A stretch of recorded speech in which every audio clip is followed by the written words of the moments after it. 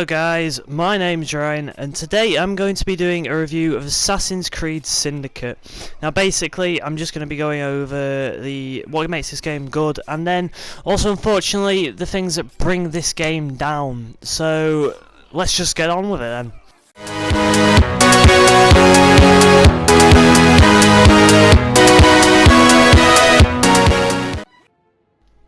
Now, before we go on to the gameplay of Assassin's Creed Syndicate, let's quickly talk about the graphics of the game. And now, as shown in this clip, the graphics are absolutely stunning. It really does make you feel like you're in this time period of London, and makes you feel a lot more immersed in the game, and just provides a better experience in general. Now for gameplay, the first new feature is the two characters that you can play as, which you can each be customised separately, and it really feels now like they're trying to give the player as much customization options as possible, so they can do missions however they want. Say you want to go in and punch everyone in the face, you can use Jacob as your character and upgrade all his fighting skills. Or if you want to go in sneaky, you can upgrade Evie's skills, which are all sneaky and take people out from a distance while they don't know. Another big change to this game is the map. It's massive now. It's split into 7 different districts, each which can be liberated from the Templars' control by doing a set of missions in that area. But speaking of missions, we'll move on to what you're going to be doing in the game. There are 3 types of missions in this game, really. Obviously the first one, which are the main story missions, which you can be either Jacob or Evie on the separate ones, and really are very unique different missions. Then we also have these missions here, literally little sub-missions, where you'll be interacting with some famous people from this time period. And then you also have the liberation missions, which I spoke about before, where there's 4 different kinds, and each one liberates a different part of that said district.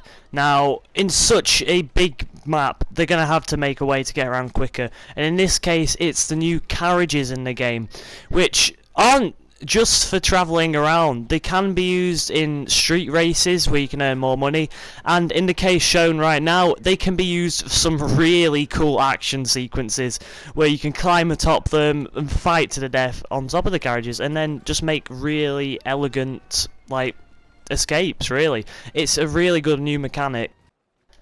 As in the previous Assassin's Creed game, they still do have the free run up button and the free run down button, which allows for quick traversal of the buildings, towers scattered around the map of this game.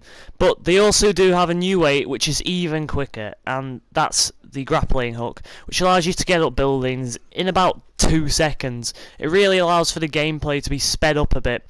And also, they can be used as a zip line to get across large gaps if you don't want to climb back down into the street, for example. It really speeds up how much you can traverse this game. Now for one of the main parts of the Assassin's Creed games, and that's the fighting.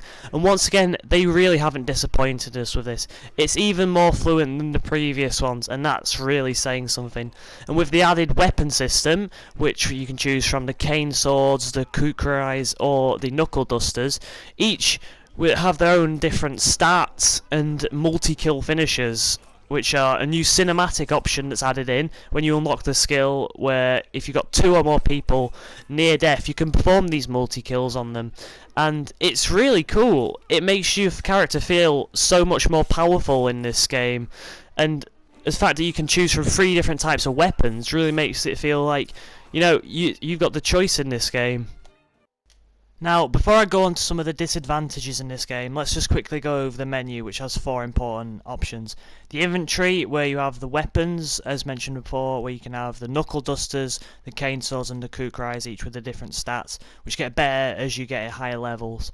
And then we have the Assassin's Gauntlets, which increase your attack if you get better ones, firearms, which do as you'd think, belts, which can increase your defense and stealth, outfits, which all have different abilities on them which can suit your style, colour, and your gear and tool upgrades, which are your things like smoke bomb amount and dagger amount.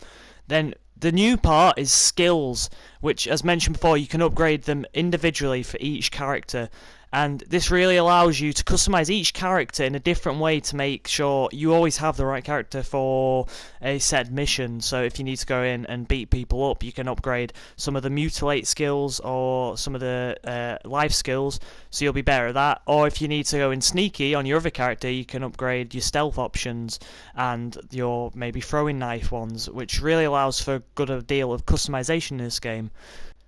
The next option is gang upgrades, and basically what that means is you can upgrade your gang that you'll find out across London, and this can be upgrading your gang members so you have stronger ones like the Brutes, or it can even be upgrading them so you can have carriages going around London with your gang on them.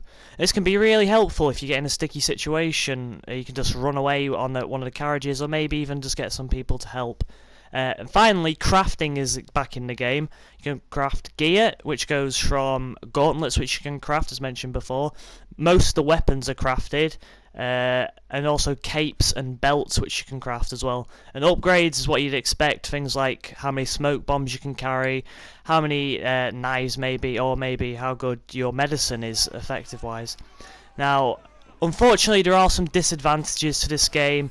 Occasionally, I did have a glitch when fighting where I'd just suddenly leap over to another character and just start killing him instead, and it doesn't happen often, but it is a bit of an inconvenience, really. And also, as mentioned before, the district liberation missions, they can get a bit repetitive, seeing as there's only 4 different types of missions to do, not allowing for the final gang war fights. But other than that, really, there aren't many things to take this game down on, other than a bit of repetitive gameplay and the occasional bug while fighting.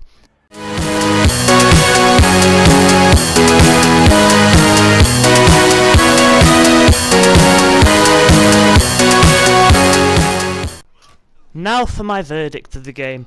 I'm giving it a 9 out of 10. This is because I feel as if they took all the features from the previous Assassin's Creed games that made them good and further developed them to make them even better. They've also added in loads of new features, which makes the game feel packed full of customization and really allows the player to do whatever they want. The only reason it didn't get a 10 out of 10 is because of the occasional bug and, of course, some little repetitive gameplay that doesn't really affect the game that much.